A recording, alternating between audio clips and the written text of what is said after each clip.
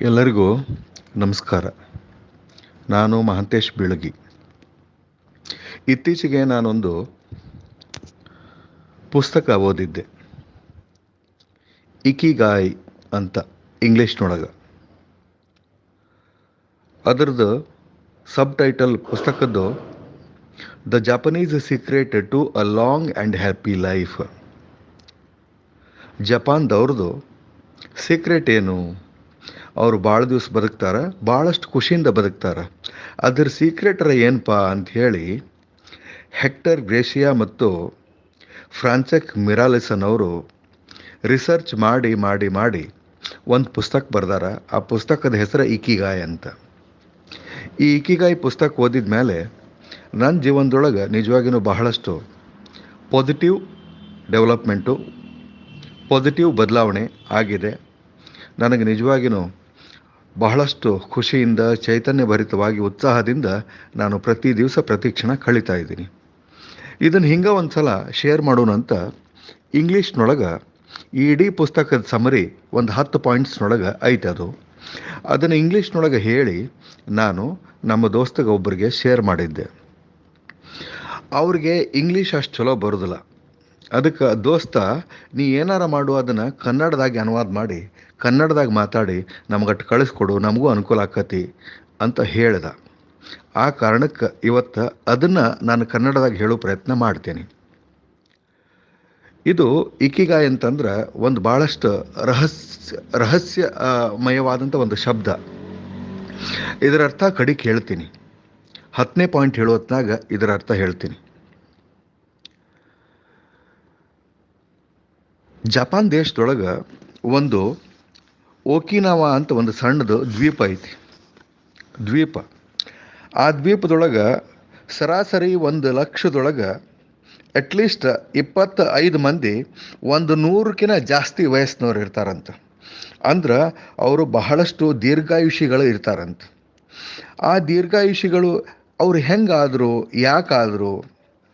ಯಾಕಾರ ಅವರು ಅಷ್ಟು ದೀರ್ಘಾಯುಷಿಗಳಾಗಿ ಬದುಕಕ್ಕೆ ಸಾಧ್ಯ ಐತಿ ಅಂತ ಇವರು ಹೆಕ್ಟರ್ ಗ್ರೇಷಿಯಾ ಮತ್ತು ಫ್ರಾನ್ಸೆಕ್ ಮಿರಾಲಿಸ್ ಅವರು ರಿಸರ್ಚ್ ಮಾಡಿ ಈ ಪುಸ್ತಕ ಬರೆದಾರ. ನಿಜವಾಗಿಯೂ ಭಾಳಷ್ಟು ಖುಷಿ ಅನ್ನಿಸ್ತತಿ. ಏನಂದ್ರೆ ಅವರು ಬಹಳಷ್ಟು ಖುಷಿಯಿಂದ ಬದುಕುವವರು. ಓಕಿನಾವಾದೊಳಗೆ ಇರುವಂಥ ಜನ ಇಚಾರಿಬಾ ಅನ್ನುವಂತಹ ಒಂದು ಇಚಾರಿಬಾ ಚೋಡ್ ಅನ್ನುವಂತಹ ಒಂದು ತತ್ವವನ್ನು ಪಾಲಿಸ್ತಾರಂತ. ಆ ತತ್ವದ ಅರ್ಥ, ಸಮಾಜದೊಳಗೆ ಅಥವಾ ಈ ಈ ಈ ಭೂಮಿ ಮೇಲೆ ನಮಗೆ ಎದುರಿಗೆ ಬರುವಂಥ ಪ್ರತಿಯೊಬ್ಬ ವ್ಯಕ್ತಿ ನನ್ನ ಸ್ನೇಹಿತ, ನನಗೆ ಬ್ರದರ್ ಇದ್ದಂಗೆ. ಅವನ್ನ ನಾನು ನನ್ನ ಜೀವನದೊಳಗೆ ಒಂದೇ ಸಲ ಭೇಟಿ ಆದರೂ ಕೂಡ ಅವ ನನ್ನ ಬ್ರದರ್ ಇರಬೇಕು, ಅವ ನನ್ನ ಸ್ನೇಹಿತ ಇರಬೇಕು ಅಂತ ತಿಳ್ಕೊಂಡು ಅವರು ಬದುಕ್ತಾರಂತ. ಹಿಂಗೆ ಬದುಕುವಂತಹ ಜನ ಸುಮಾರು 120, 112, 118, 125, 128 ವರ್ಷ ಅವ್ರು ಹೆಂಗೆ ಬದುಕ್ತಾರೆ? ಅವ್ರ ಬದುಕಿಗೆ ಈ 10 ಸೂತ್ರಗಳನ್ನು ಅಳವಡಿಸ್ಕೊಂಡಾರ ಅವರು. ಅದರೊಳಗೆ 1ನೇ ಸೂತ್ರ ಮೊದಲು ಇಂಗ್ಲೀಷ್ನಾಗ ಹೇಳ್ತೀನಿ. ಸ್ಟೇ ಆ್ಯಕ್ಟಿವ್, ಡೋಂಟ್ ರಿಟೈರ್ ಅಂತ. ಆ್ಯಕ್ಟಿವ್ ಆಗಿರಬೇಕು, ರಿಟೈರ್ ಆಗಬಾರ್ದು ಅಂತ.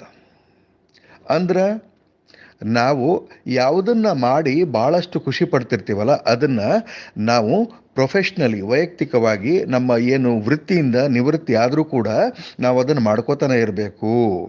ಅದನ್ನು ಅಕಸ್ಮಾತ್ ಬಿಟ್ವಿ ಅಂದರೆ ನಮ್ಮ ಜೀವನದ ಉದ್ದೇಶ ನಾವು ಕಳ್ಕೊತೀವಿ. ಯಾವುದನ್ನು ಮಾಡಿದರೆ ನಮಗೆ ಖುಷಿ ಕೊಡ್ತದೆ, ಯಾವುದನ್ನು ಮಾಡಿದರೆ ನಾವು ಸಮಾಜಕ್ಕೆ ಮತ್ತೊಬ್ಬರಿಗೆ ಕಂಟ್ರಿಬ್ಯೂಟ್ ಮಾಡ್ತೀವಿ, ಮತ್ತು ಸಮಾಜದ ಸೌಂದರ್ಯವನ್ನು ಜಾಸ್ತಿ ಮಾಡ್ತೀವಿ, ಮತ್ತೊಬ್ಬೊಬ್ಬರಿಗೆ ಉಪಯೋಗಕ್ಕೆ ಬರುವ ವಸ್ತು ಆಗಿ ನಾವು ಇರುವಂಥ ಕೆಲಸ ಯಾವುದನ್ನು ಮಾಡ್ತೀವಲ್ಲ ಅದನ್ನು ರಿಟೈರ್ ಆದಮೇಲೂ ಮಾಡೋದನ್ನು ಕಂಟಿನ್ಯೂ ಮಾಡಬೇಕು. ರಿಟೈರ್ ಆಗಬಾರ್ದು. ಅದಕ್ಕೆ ಆ್ಯಕ್ಟಿವ್ ಆಗಿರಬೇಕು, ಡೋಂಟ್ ರಿಟೈರ್ ಅಂತ ಹೇಳೋದು. 2ನೇದು, ಟೇಕ್ ಇಟ್ ಸ್ಲೋ. ಭಾಳಷ್ಟು ಹರಿಬರಿ ಒಳಗೆ ಇರಬಾರ್ದು. ಅವಸರೊಳಗೆ ಗೋಜಲು ಜೀವನ ಮಾಡ್ಕೊಂಡು ಇರಬಾರ್ದು. ಯಾವುದಕ್ಕೂ ಅವಸರ ಮಾಡಬಾರ್ದು. ಸಾವಕಾಶವಾಗಿ ನಡೆದವ ಭಾಳ ದೂರ ಹೋಗ್ತಾನಂತ. ಸೊ ಅರ್ಜೆನ್ಸಿ, ಅವಸರ ಅದನ್ನು ಬಿಟ್ಟ ಜೀವನ ಮತ್ತು ನಿಮ್ಮ ಜೀವನದ ಕಾಲ ಹೊಸ ಅರ್ಥ ಪಡಿಬೇಕಂದ್ರೆ ನೀವು ಸಾವಕಾಶವಾಗಿ ನಡಿಬೇಕು. Take it slow. 3ನೇದು, ಡೋಂಟ್ ಫಿಲ್ ಯುವರ್ ಸ್ಟಮಕ್. ಭಾಳಷ್ಟು ದಿವಸ ನೀವು ಬದುಕಬೇಕಂದ್ರೆ ಕಡಿಮೆ ಊಟ ಮಾಡಬೇಕು. ಕಡಿಮೆ ಊಟ ಮಾಡ್ಬೇಕಂದ್ರೆ ಗಾಳಿ ಮೇಲೆ ಬದುಕೋದನು, ಒಂದು 5% 10% ಊಟ ಮಾಡೋದನು ಇಲ್ಲ. ಹೊಟ್ಟೆ ತುಂಬ ಊಟ ಮಾಡಿರಿ, 80% ಆಯಿತು ಅಂತಂದ್ರೆ ಬಿಟ್ಟು ಬಿಡ್ರಿ. ಆ 20% ಖಾಲಿ ಏನು ಉಳಿಸ್ತಿರಲ್ಲ ಅದು ನಿಮ್ಮನ್ನು ಸುಮಾರು 100 ವರ್ಷದ ಮೇಲೆ ಬದುಕಸಾಕ ಸಹಾಯ ಮಾಡ್ತತಿ ಅನ್ನುವಂಥದ್ದು. ಅದಕ್ಕೆ ಎಲ್ಲಾನು ತಂದು ಹೊಟ್ಟೆ ತುಂಬಿಸಿ ಅದನ್ನು ಕಸದ ಚೀಲ ಮಾಡೋ ಬದಲಿ ಅದು ನಮ್ಮ ಜೀವನಕ್ಕೆ ಚೈತನ್ಯ ಕೊಡುವಂತಹ ಒಂದು ದೊಡ್ಡ ಮಷೀನ. ಆ ಮಷೀನಕ್ಕೆ ಎಷ್ಟು ಹಾಕ್ಬೇಕು ಅಷ್ಟು ಹಾಕಬೇಕು ಅನ್ನುವಂಥದ್ದು ನಾವು ಮೈಮ್ಯಾಗ ಖಬರ ಅರಿವ ಇಟ್ಕೊಂಡು ಸ್ವಲ್ಪ ತಿನ್ಕೋತ ಹೋಗಬೇಕು. 80%ಗಿಂತ ಜಾಸ್ತಿ ತಿನ್ನಬಾರ್ದು. 4ನೇದು, surround yourself with good friends. ಅಂದ್ರೆ ನಿಮ್ಮ ಸುತ್ತಮುತ್ತ ಒಳ್ಳೆಯ ಸ್ನೇಹಿತರಿರಬೇಕು. ಅವರ ಒಳ್ಳೆಯ ಔಷಧ ಇದ್ದಂಗೆ. ನಿಮಗೇನೇನು ಚಿಂತೆ ಇರ್ತಾವಲ್ಲ ಅವೆಲ್ಲ ದೋಸ್ತರ ಜೊತೆ ಮಾತಾಡಿದ್ರೆ ಹೋಗ್ತಾವ. ನಿಮ್ಮ ಕತೆ ಮತ್ತೊಂದು ಏನೈತೆ ದೋಸ್ತರ ಜೊತೆ ಹೇಳಿದ ಮೇಲೆ ನಿಮ್ಮ ಮನಸ್ಸು ಹಗರ್ ಅನ್ನಿಸ್ತದೆ. ಅವ್ರು ನಿಮಗೆ ಒಂದು 4 ಉಪದೇಶದ ಮಾತು ಹೇಳ್ತಾರೆ. ಜೋಕ್ ಮಾಡೋದು, ನಗೋದು, ಮತ್ತು ಎಲ್ಲ ದೋಸ್ತರು ಕೂಡಿ ಕನಸು ಕಾಣೋದು. ಇದರ ಅರ್ಥ ಜೀವನ ಮಾಡೋದು, ಜೀವಂತ ಇರೋದು ಅಂದ್ರೆ ನಿಮ್ಮ ಸುತ್ತಮುತ್ತ ಒಳ್ಳೆಯ ಸ್ನೇಹಿತರನ್ನ ಇಟ್ಕೊಂಡು ಇರಬೇಕು ಅಂತ. ಅದಕ್ಕೆ surround yourself with good friends. 5ನೇದ್ದು, get in shape for your next birthday. ಮುಂದಿನ ವರ್ಷದ ಬರ್ತ್ಡೇಕ್ಕೆ ನೀವು ಪ್ರಾಪರ್ ಶೇಪ್ನೊಳಗೆ ಇರಬೇಕು ಅಂತಂದ್ರೆ ನೀವು 99 ವರ್ಷನವ್ರು ಈಗಿದ್ರೂ ಕೂಡ ಮುಂದಿನ ವರ್ಷ ನನ್ನೊಂದು ಬರ್ತ್ಡೇ ಬರ್ತತಿ, ಅದಕ್ಕೆ ನಾ ಪ್ರಾಪರ್ ಶೇಪ್ನೊಳಗೆ ಇರಬೇಕು ಅನ್ನುವಂಥ ಖಬರ್ ಇರಬೇಕು. ಅದಕ್ಕೆ ಕ್ರಿಯಾಶೀಲ ಇರಬೇಕು. ಸ್ವಲ್ಪ ಎಕ್ಸಸೈಸ್ ಮಾಡಬೇಕು. ಎಕ್ಸಸೈಸ್ ಮಾಡಿದ್ರೆ ಈ ಕೆಲವೊಂದಿಷ್ಟು ಹಾರ್ಮೋನ್ಗಳು ಬಿಡುಗಡೆ ಆಕ್ಕವಂತ. ಆ ಹಾರ್ಮೋನ್ಗಳು ನಮ್ಮನ್ನು ಬಹಳಷ್ಟು ಖುಷಿ ಮಾಡ್ತಾವಂತ. ಅದಕ್ಕೆ ಎಕ್ಸಸೈಸ್ ಮಾಡಬೇಕು, ಕೆಲಸ ಮಾಡ್ಕೋತಿರ್ಬೇಕು. ನಿಂತ ನೀರು ಕೊಳಿತದ, ಹೊಲಸು ವಾಸನೆ ಬರ್ತದೆ.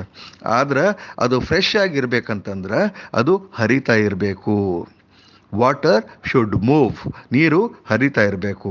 ಹಂಗೆ ನಮ್ಮ ದೇಹ ಕೂಡ ಏನಂತಂದ್ರೆ ಒಂಥರ ನದಿ ಇದ್ದಂಗೆ ಅದು ಹರಿತಾ ಇರಬೇಕು, ನಿಂತಲ್ಲೇ ನಿಂದಿರಬಾರ್ದು. ಎಕ್ಸಸೈಸ್ ಮಾಡಬೇಕು. Get in shape for your next birthday.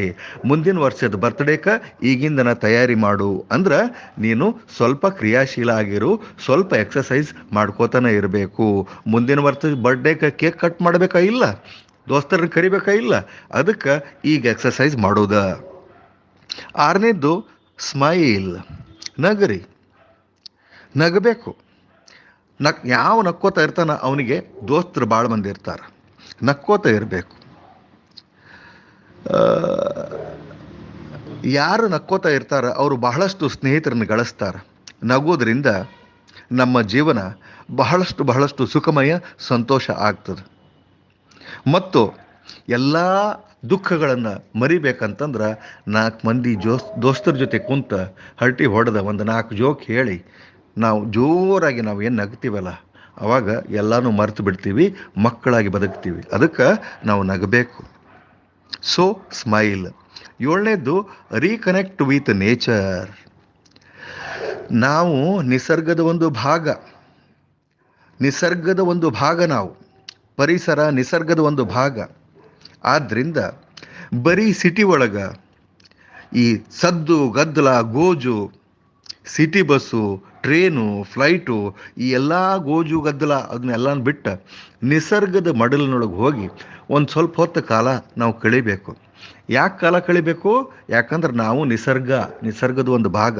ಅದಕ್ಕೆ ನಾವು ನಿಸರ್ಗದ ಮಡಿಲಿನಲ್ಲಿ ಎಷ್ಟು ಸಾಧ್ಯಕತೆ ಅಷ್ಟು ಸಲ ಫ್ರೀಕ್ವೆಂಟಾಗಿ ಮೇಲಿಂದ ಮೇಲೆ ನಾವು ಅಲ್ಲಿ ಹೋಗಿ ನಮ್ಮ ಬ್ಯಾಟ್ರಿಗಳನ್ನು ರೀಚಾರ್ಜ್ ಮಾಡ್ಕೋಬೇಕು. ಅದಕ್ಕೆ ಫ್ರೀಕ್ವೆಂಟಾಗಿ ಮೇಲಿನ ಮೇಲೆ ನಿಸರ್ಗದ ಮಡಿಲಿನೊಳಗೆ ಹೋಗಿ ಟೈಮ್ ಕಳೆಯೋದನ್ನು ರೂಢಿ ಮಾಡ್ಕೋಬೇಕು. ರೀಕನೆಕ್ಟ್ ವಿತ್ ನೇಚರ್ ಅಂತ. 8ನೇದ್ದು, ಗಿವ್ ಥ್ಯಾಂಕ್ಸ್. ಕೃತಜ್ಞತೆ ಹೇಳಬೇಕು ನಾವು ಜೀವನದೊಳಗೆ. ಯಾರ್ಯಾರಿಗೆ ಹೇಳೋದು? ನಮ್ಮ ಪೂರ್ವಜರಿಗೆ, ನಮ್ಮ ಹಿರಿಯರಿಗೆ, ನಿಸರ್ಗಕ್ಕೆ ಎದಕ್ಕೆ? ನಾವು ಉಸಿರಾಡಿಸೋ ಗಾಳಿ, ಉಣ್ಣು ಅನ್ನ, ಮತ್ತು ಬೆಳೆ ಬೆಳ್ಯಾಕ ಜಮೀನು ಅಥವಾ ನೆಲ ಎಲ್ಲವನ್ನು ಕೊಟ್ಟದ್ದು, ನಮ್ಮ ಸ್ನೇಹಿತರನ್ನು ಕೊಟ್ಟದ್ದು, ನಮ್ಮ ಕುಟುಂಬವನ್ನು ಕೊಟ್ಟದ್ದು, ಎಲ್ಲವನ್ನು ಕೊಟ್ಟದ್ದು ನಿಸರ್ಗ. ಅದಕ್ಕೆ ಅವ್ರಿಗೆಲ್ಲರಿಗೂ ಪ್ರತಿ ದಿವಸ ಎಷ್ಟು ಸಾಧ್ಯಕತೆ ಅಷ್ಟು ಸಲ ಫ್ರೀಕ್ವೆಂಟಾಗಿ ಅವ್ರಿಗೆ ಏನು ಮಾಡಬೇಕು, ನಾವು ಕೃತಜ್ಞತೆ ಹೇಳಬೇಕು. ಮತ್ತು ನಾನು ಜೀವಂತ ಇರೋದಕ್ಕೆ ಅದೃಷ್ಟವಂತ, ಅದಕ್ಕೆಲ್ಲ ಕಾರಣ ನೀವ. ಆದ್ದರಿಂದ ಪ್ರತಿ ದಿವಸ ಸ್ವಲ್ಪ ಎಲ್ಲರ ಟೈಮ್ ಮಾಡ್ಕೊಂಡು ಎಲ್ಲರಿಗೂ ಥ್ಯಾಂಕ್ಸ್ ಹೇಳ್ಕೊತ ಹೋದ್ರಿ ಅಂದ್ರೆ ನಿಮ್ಮ ಬ್ಯಾಂಕ್ ಬ್ಯಾಲೆನ್ಸ್ನೊಳಗೆ ಹ್ಯಾಪಿನೆಸ್ಸು ಬೆಳ್ಕೋತ ಹೋಗ್ಕತಿ, ಸುಖ ಸಂತೋಷ ನೆಮ್ಮದಿ ಜಾಸ್ತಿ ಆಕೋತ ಹೋಗ್ಕತಿ. ಅದಕ್ಕೆ ಗಿವ್ ಥ್ಯಾಂಕ್ಸ್ ಅಂತ. 9ನೇದ್ದು ಲಿವ್ ಇನ್ ದ ಮೊಮೆಂಟ್ ಅಂತ.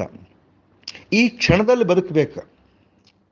ಭೂತಕಾಲದ ಬಗ್ಗೆ, ಗತಿಸಿ ಹೋಗಿದ್ದರ ಬಗ್ಗೆ ಬಹಳಷ್ಟು ವಿಷಾದ ವ್ಯಕ್ತಪಡಿಸೋದು, ಅಯ್ಯೋ ನಾ ಹಂಗಿರಬೇಕಾಗಿತ್ತು, ಅಯ್ಯೋ ನಾ ಅದು ಮಾಡಬೇಕಾಗಿತ್ತು, ಇದು ಮಾಡಬೇಕಾಗಿತ್ತು. ಭೂತಕಾಲದ ಬಗ್ಗೆ ವಿಷಾದ ಮತ್ತು ಭವಿಷ್ಯದ ಬಗ್ಗೆ ಭಯಂಕರ ಹೆದರಿಕೆ ಮತ್ತು ಚಿಂತೆ, ಮುಂದೆ ಹೆಂಗೋ ಏನೋ.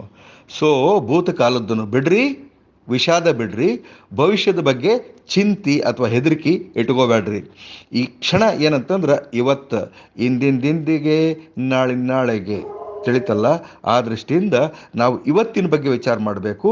ಇವತ್ತು ನಾನು ಸಂಪೂರ್ಣವಾಗಿ ಈ ದಿನಾಂಕ ಈ ಕ್ಷಣನ ನೆನಪಿಡುವಂಗೆ ನಾನು ಬದುಕಬೇಕು ಅಂತಂದ್ರೆ ಇವತ್ತು ನಾನು ಬದುಕಬೇಕು. ಹಿಂದಿಂದಕ್ಕಲ್ಲ, ಮುಂದಿಂದಕ್ಕೂ ಅಲ್ಲ, ಇವತ್ತಿನ ಸಲುವಾಗಿ ಬದುಕಬೇಕು. So live in the moment ಅಂತ. 10ನೇದ್ದು ಭಾಳ ಇಂಪಾರ್ಟೆಂಟ್ ಇದ, ಫಾಲೋ ಯುವರ್ ಇಕಿಗಾಯ್. ನಿಮ್ಮ ಇಕಿಗಾಯಿನ ನೀವು ಫಾಲೋ ಮಾಡಬೇಕು. ಇಕಿಗಾಯ್ ಅಂದ್ರೆ ಏನು? ನಿಮ್ಮೊಳಗೆ ಒಂದು ಪ್ಯಾಷನ್ ಐತಿ, ಒಂದು ಅರ್ಜ್ ಐತಿ, ಒಂದು ಡಿಸೈರ್ ಐತಿ, ಒಂದು ಅತ್ಯಂತ ಉತ್ಕಟವಾದ ಒಂದು ಬಯಕೆ ಐತಿ. ಆ ಬಯಕೆ ನಿಮ್ಮನ್ನು ಒಂದು ಪ್ರಾಪರ್ ಒಂದು ಶೇಪ್ನೊಳಗೆ ತಂದದ. ನೀವು ಇವತ್ತು ಹೀಗಿರಾಕ ಕಾರಣ ಅಂತಂದ್ರೆ ಆ ಒಂದು ಅರ್ಜ್ ಅಥವಾ ಬಯಕೆ ಅದು ನಿಮ್ಮಲ್ಲಿ ಅದ್ವಿತೀಯ ವಿಶಿಷ್ಟ ಒಂದು ಪ್ರತಿಭೆಯನ್ನು, ಟ್ಯಾಲೆಂಟನ್ನು ನಿಮಗೆ ಕೊಟ್ಟದ.